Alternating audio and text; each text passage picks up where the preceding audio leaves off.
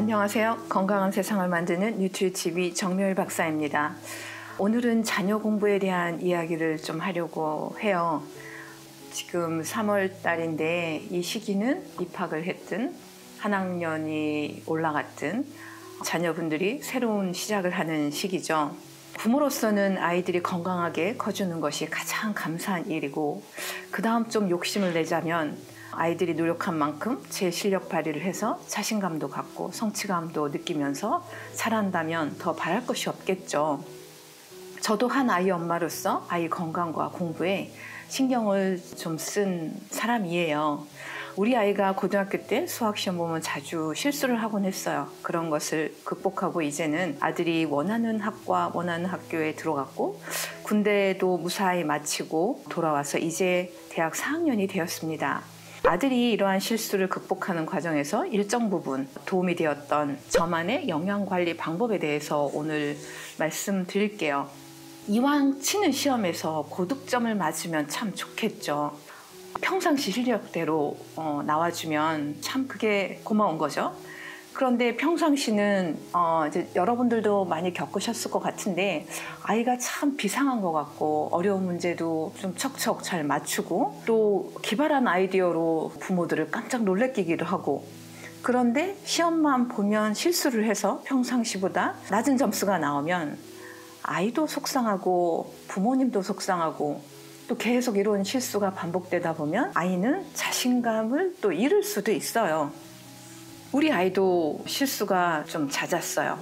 어처구니 없는 계산 실수로 고득점 문항이 그냥 나가기도 했고요. 어떤 때는 답을 풀어놓고 엉뚱하게 옮겨 적기도 하고요. 그런데 한간에는 실수도 실력이다라는 말이 있어요. 실수로 틀린 것이 실제 아이 실력인 것인지 전 그건 아니라고 생각을 했어요.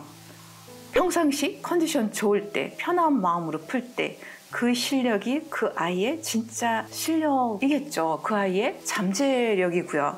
저는 실수는 실력이 아니라 에너지 부족 상태, 특히 뇌의 에너지 부족 상태다라고 규정을 했는데요. 왜냐하면 뇌는 우리 몸 전체 무게의 틀을 차지하는 아주 자그마한 조직이죠. 그런데 뇌의 에너지 사용량은 전체 소비량의 20%를 차지를 해요. 이 말은 뇌는 굉장히 역동적이고 에너지 소비량이 상당히 많다는 뜻이에요.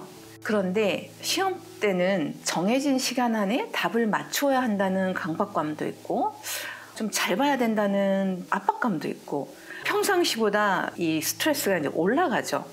그래서 이런 스트레스 상황에서는 평상시보다 에너지 필요량이 더 많게 돼요. 이런 상황에서 에너지를 충분히 더 끌어올려서 뇌에 집중할 에너지를 공급할 수 있는 자녀분들은 이 시험 때에도 실수 없이 평상시 기량을 발휘할 수가 있는데, 그렇지 않은 아이들은 뇌가 집중할 에너지가 부족해지다 보니 시험 때에 실수가 잦아지는 것이라고 저는 판단을 했고, 결론적으로 실수는 실력이 아니라 에너지 부족 상태다라고 결론을 내렸었던 것이에요. 그렇다면 아이가 시험 때에도 평상시처럼 집중해서 실력을 발휘할 수 있으려면 시험 기간에는 좀 더 에너지를 끌어올려주는 방법을 쓰면 되겠다고 생각을 했어요. 그래서 제가 쓴 방법은 영양제였어요. 그거 많은 엄마들이 이미 쓰고 있는 거 아니야? 라고 생각하실 수 있는데요. 전 좀 구체적인 특별한 방법으로 영양제를 적용을 했어요. 시험 기간에는 에너지 생성을 촉진하는 영양제로 뇌가 집중할 힘을 제공해 주고자 했습니다. 즉 에너지를 만드는 생화학적인 대사 과정에 초점을 맞췄던 것이죠. 한 예를 들어볼게요. 전 애가 다음날 집중이 많이 필요한 시험이 있다고 하면 전날 밤에 철분제를 먹이는 때도 있었어요. 항상 철분제만 이용한 건 아니었었고요.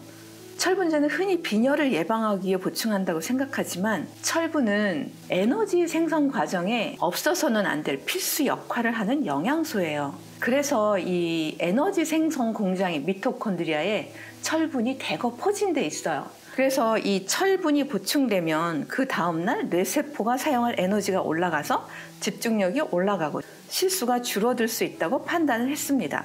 저도 처음 시도할 때는 실제 효과가 있을지 긴가민가 했는데 다행스럽게도 제 예측이 빗나가지 않았어요.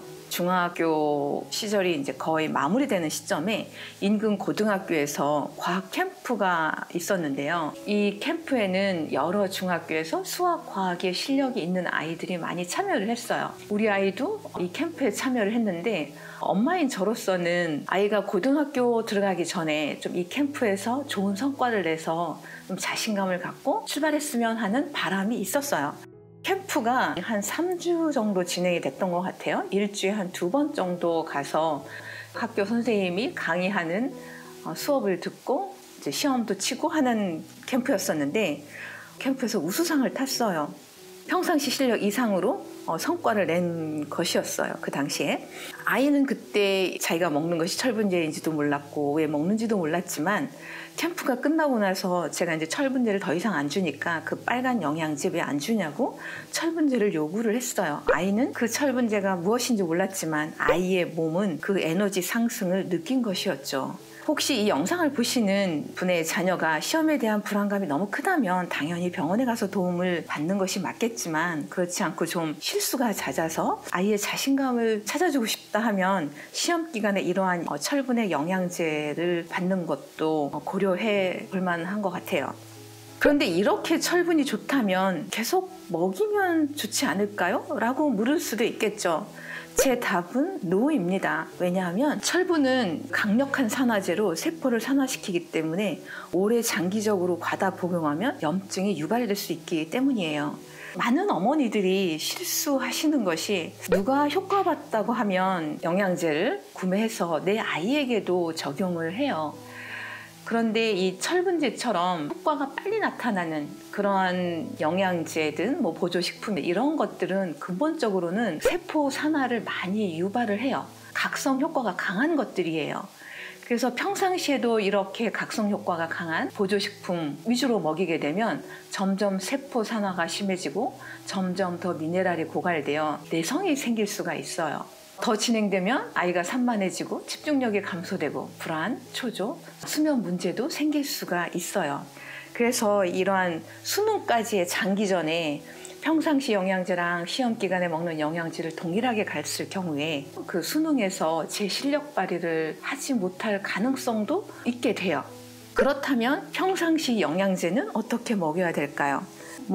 가능하다면 여건이 되신다면 아이의 기능 상태를 평가하고 그에 맞추어서 먹인다면 가장 좋겠지만 그러할 여건이 안 된다면 최소한 이 정도 영양제는 먹이면 좋겠습니다.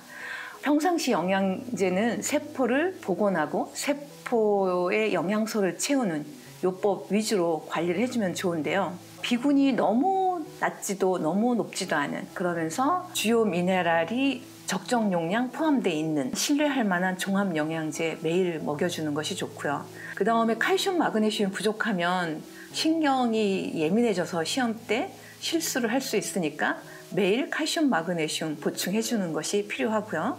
그 다음에 뇌 세포막의 구성 성분이 되는 생선 9번의 오메가3도 매일 보충해줄 필요가 있습니다. 또 요즘 아이들 바깥 활동이 많이 적죠. 그래서 햇빛 조사량이 과거에 비해서 많이 떨어져 있어요. 그래서 비타민 D3도 매일 보충해 주는 것이 좋아요. 또한 이 충분한 수면도 필수인데요. 이 자는 시간에 뇌 세포가 복원이 되거든요. 그래서 충분한 숙면은 필수라고 생각을 해요. 고등학생 기준으로 최소 한 6시간 이상은 자주는 것이 좋겠고 가능하다면 한 7시간 정도는 자는 것이 좋겠습니다. 평상시에 이렇게 내실을 다지고 건강을 끌어올렸다면 시험 기간에는 에너지 생성 위주로 보충제를 이용을 해서 최대의 집중할 에너지를 끌어내고 평상시의 기량을 발휘해야 되겠죠.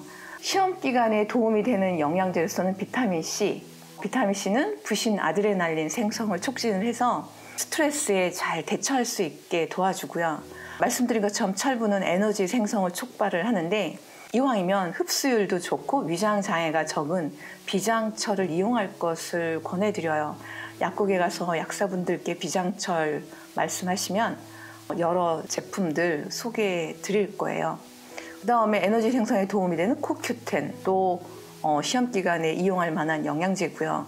또 에너지 대사를 촉진하는 B군도 시험 기간에는 도움이 되는 영양제이에요. 이러한 것들을 동시에 시험 기간에 이용하라는 것이 아니라 아이에 맞춰서 적절하게 선택해서 이용하시면 될 것 같아요. 비타민C, 코큐텐, B군은 시험 당일 아침 식후에 먹어주는 것이 좋아요. 왜냐하면 이 비타민C, 코큐텐, B군은 흡수가 빨리 일어나는 것이에요. 이 철분 같은 미네랄은 흡수율이 상당히 낮거든요. 이게 굉장히 더디고, 그래서 시험 전날 밤에 먹어줘야지만 시험 시간에 도움이 될 수 있습니다. 이상으로 제가 실수를 줄이기 위해서 사용했던 영양제 요법을 말씀을 드렸습니다. 영양제 요법 외에도 아이의 집중력과 체력을 위해서 식사도 관리를 했는데, 언제 기회가 되면 아이들의 식사 관리에 대해서도 별도의 영상으로 올리도록 할게요. 아이의 이런 영양 관리, 또 저의 영양 관리를 통해서 제가 느낀 것은, 점수가 낮은 것은 머리가 나빠서가 아니라는 것이었어요. 다만 뇌세포가 작동할 여건이 못 되어서 그런 것이라는 것을 깨달았어요. 그래서 누구나 영양 관리를 제대로 하면 뇌 기능이 좋아지면서 원하는 분야에서 좋은 결과를 낼 수 있는 훌륭한 인재, 더 나아가서는 천재로 커나갈 수 있다고 저는 확신이 들었습니다.